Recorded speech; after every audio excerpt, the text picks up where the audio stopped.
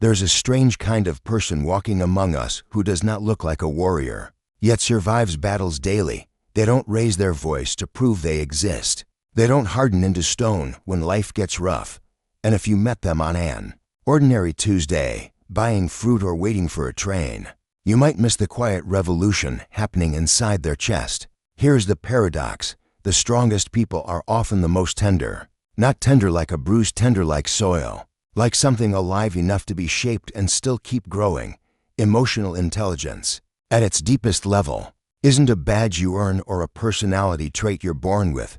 It's a way of inhabiting reality, a way of holding yourself in the world without needing the world to be simple. When people hear emotional intelligence, they imagine charisma, or being good at reading a room, or speaking with calm authority. And yes, sometimes it looks like that, but more often it looks like a person alone in their kitchen at midnight, feeling something they don't want to feel, and staying. That's the first sign you're more emotionally intelligent than you think. You can sit with discomfort without immediately running, numbing, or turning it into a problem to solve. Think about how most of us are trained. From childhood, we learn to treat emotions like alarms, something that goes off and must be silenced. Sadness, fix it. Anxiety, distract it. Anger, either explode or swallow it. We become mechanics of mood, always tinkering, never listening.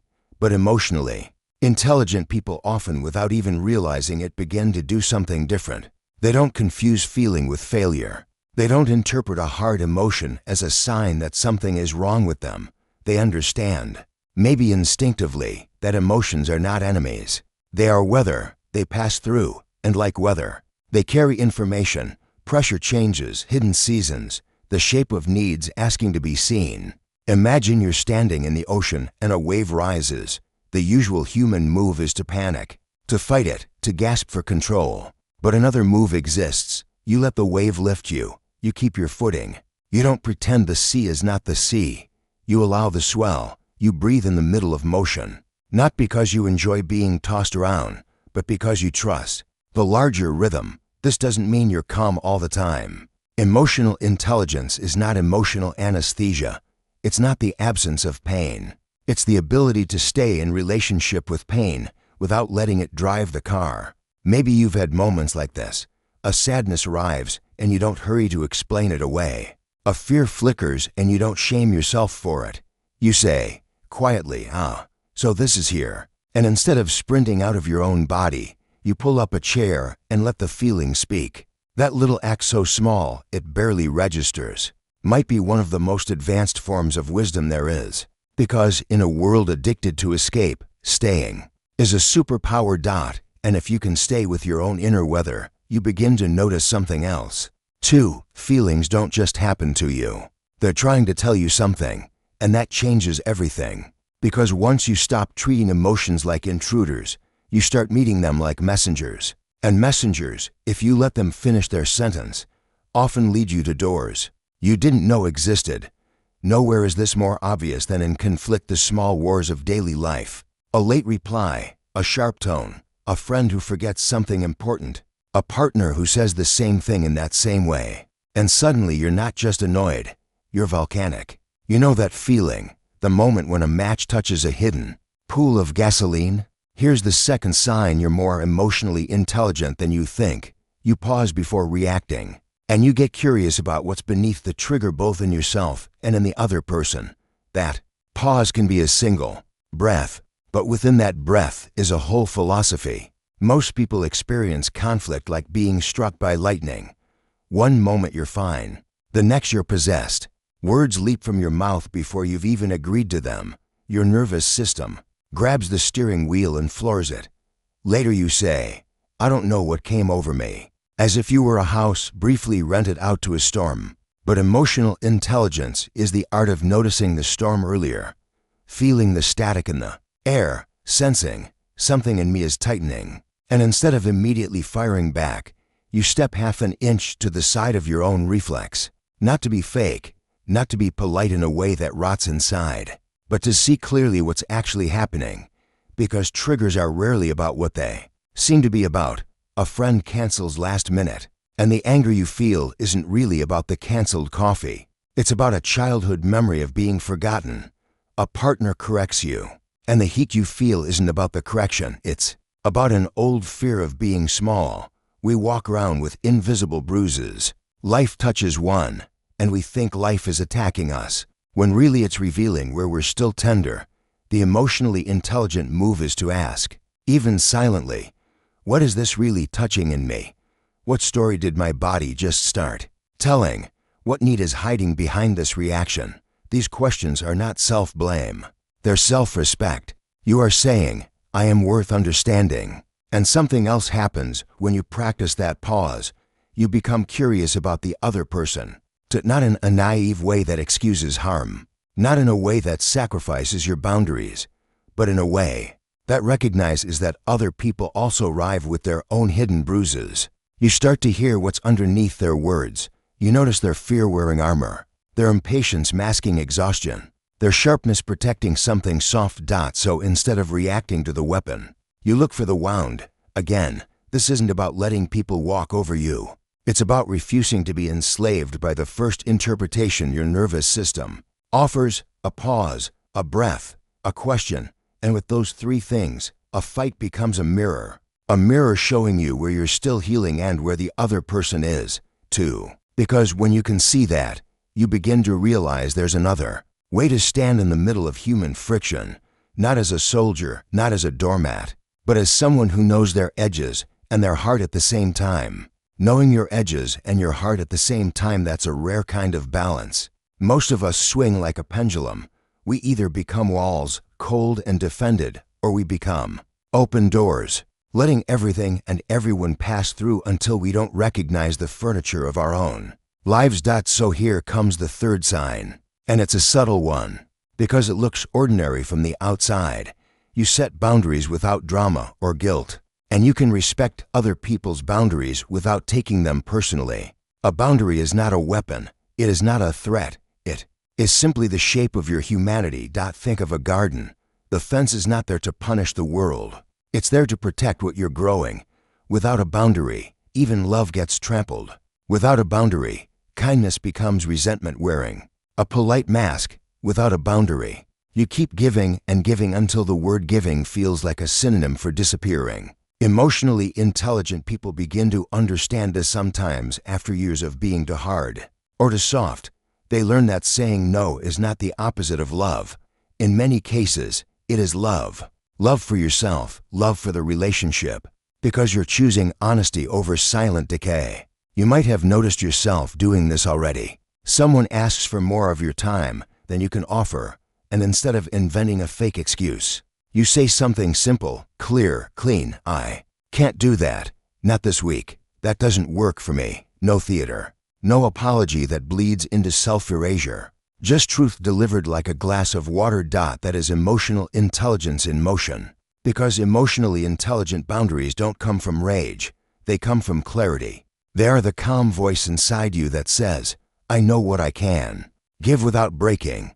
I know what I need to stay whole. And here's the surprising part. When you set boundaries this way, you make space for connection instead of killing it. People trust you more, not less, because they can feel your yes actually means yes, your no actually means no. There is no hidden trapdoor of resentment waiting under the floorboards. Now look at the other side of the gate. When someone else sets a boundary with you, maybe you don't collapse into shame or lash out in offense. Maybe you don't instantly translate their no into a story about your unworthiness. You can feel disappointed, sure, but you don't make their limit into your identity.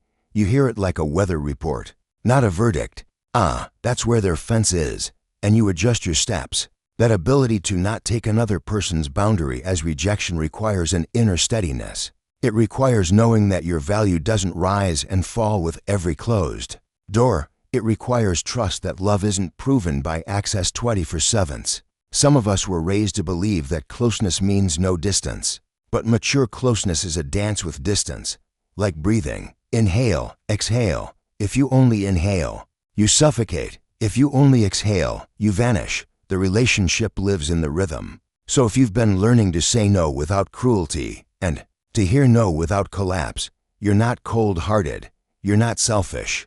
You're becoming fluent in the language of healthy love. And healthy love, as you'll see, has a secret twin, presence, the kind of presence that listens not just to words, but to everything beneath them. Presence is the quiet twin of healthy love. It's what remains when you stop trying to manage people and start trying to meet them. And this brings us to the fourth sign.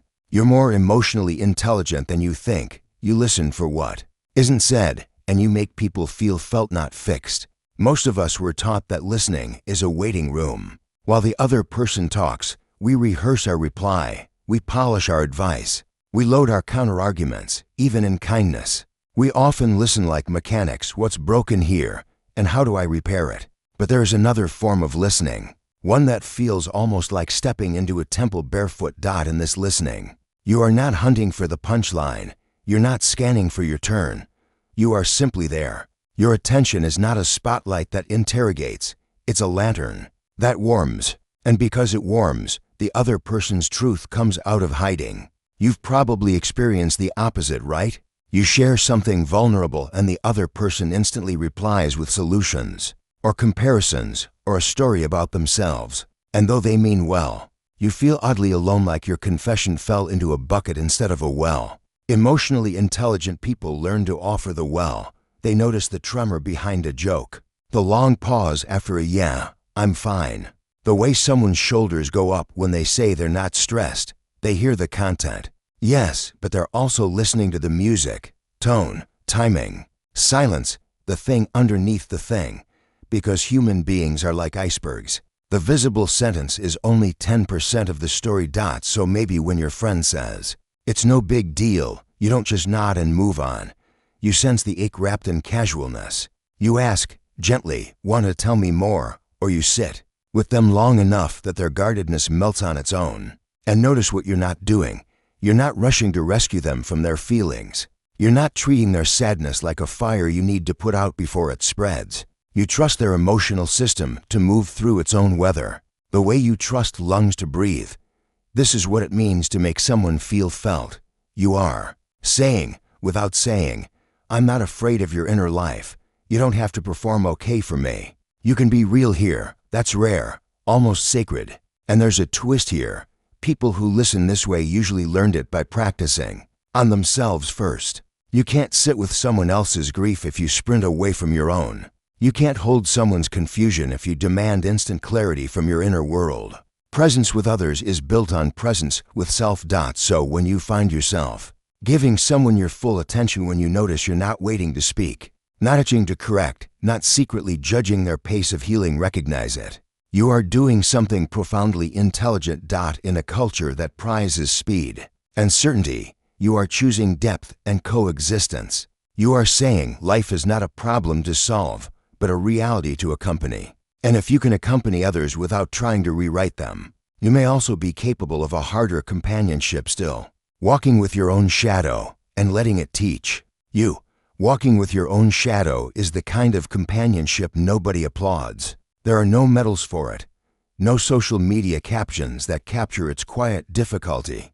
And yet, it may be the most decisive adulthood a person can enter. Here is the fifth sign you're more emotionally intelligent than you think. You notice your patterns, you admit when you're wrong, and you let feedback refine you instead of shatter you. Let's be honest, most of us would rather be right than be free. Being right feels like standing on a small island while the sea rages. It gives structure to the chaos, it gives ego a home. But the price of permanent rightness is permanent blindness. Emotionally intelligent people begin to sense this cost, not as a moral lesson, but as lived experience. They start to see the loop they keep walking, the argument that keeps repeating with new faces, the same jealousy, the same avoidance, the same sudden withdrawal when intimacy knocks. And instead of treating these patterns like shameful secrets, they treat them like trails. "Oh, there I go again," not with condemnation, with recognition. That recognition is already a kind of light, because the shadow isn't evil. The shadow is simply the part of you that formed in the dark, old survival strategies, old fears, old stories you had to believe to make it through earlier chapters of life. Maybe you were once praised only when you were useful, so now you overgive. Maybe you were once ignored unless you were loud, so now you escalate.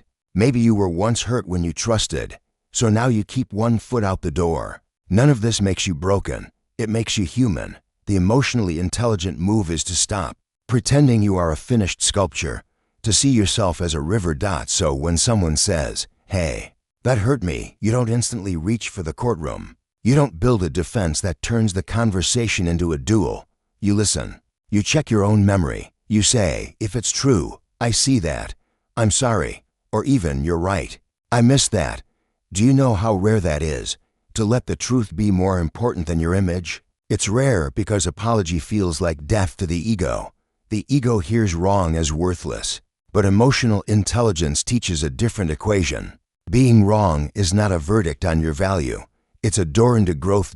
And feedback. If you can hold it, becomes one of the fastest vehicles there is for becoming real. Of course, not all feedback is wise. Some people project their wounds onto you.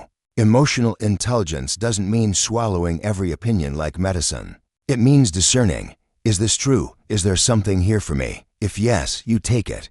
If no, you release it, without needing to attack the messenger. This is humility, not humiliation. Humility is the courage to be teachable. And once you're teachable, something strange happens. Your inner life softens. You stop fighting yourself in secret. You become an ally to your own becoming, which prepares you for the final stretch of this journey, because the deepest form of intelligence is not just understanding emotions, but alchemizing them into meaning, into a life that can hold opposites without breaking.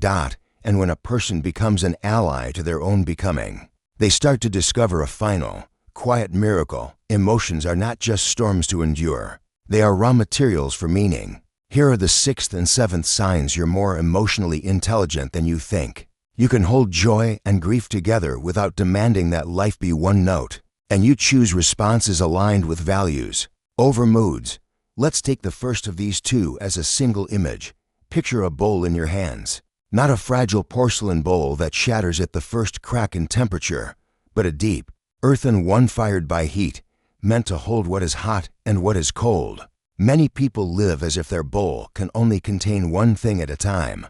If they are happy, they panic when sadness walks in.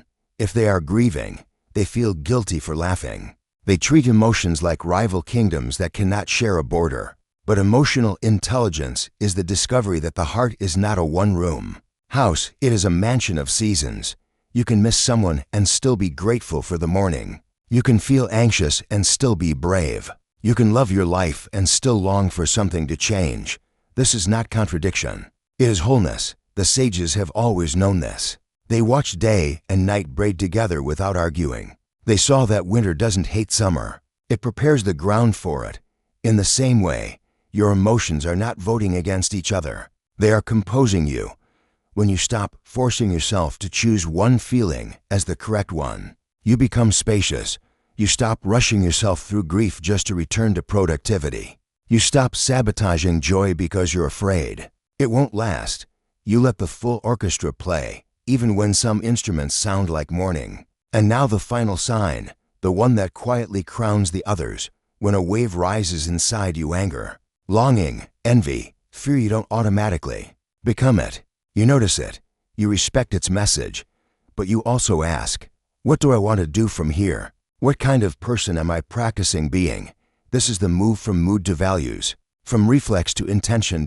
Maybe you feel the urge to send that cutting text, but your deeper value is kindness, so you wait. Maybe you feel the itch to quit something hard, but your deeper value is integrity, so you stay one more day. Maybe shame tells you to hide, but your deeper value is truth, so you speak gently. Anyway, emotional intelligence is not about never feeling small or messy. It's about not handing the throne to every passing emotion. It's about letting feelings be advisors, not dictators. And when you live this way, something settles in you. You begin to trust yourself, not because you control life, but because you're in relationship with it. You are no longer at war with your inner weather. You are learning its language. So if you've recognized yourself in any of these signs, staying with discomfort, pausing in conflict, building honest boundaries, listening with presence, walking with your shadow, holding opposites, choosing by values, then let this land softly. You are not behind. You are not broken. You are already practicing a rare human art, and perhaps that's what emotional intelligence really is. The willingness to be awake inside your own life, to meet each moment pleasant or painful as part of the same sacred curriculum. Take a breath here, feel whatever you feel. Let it be true without needing it to be permanent. The sea is the sea, the wave is the wave, and you quietly, steadily are learning how to swim.